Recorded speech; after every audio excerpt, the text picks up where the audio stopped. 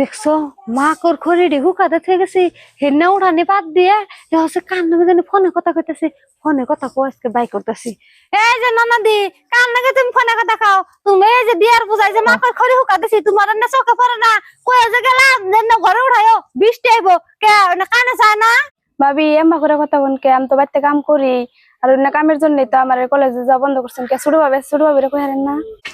কে আমি কাম করবো কে তোমার জামা বাড়ি জানাবো না কামি কানাবো না হ্যাঁ তুমি ঠিকই কইছো আর তুমি কলেজে পড়ে কি করবা জামাই বাড়ি গেলে হে গোবর ফলে খাই রাখবো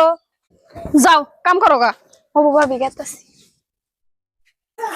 আজকে ভাই বাড়িতে নাই দেখে আমার এটা কাম করতেছি জুল ভাই বাড়িতে থাকতো তাহলে আর আমার এটা কাম করাইতো না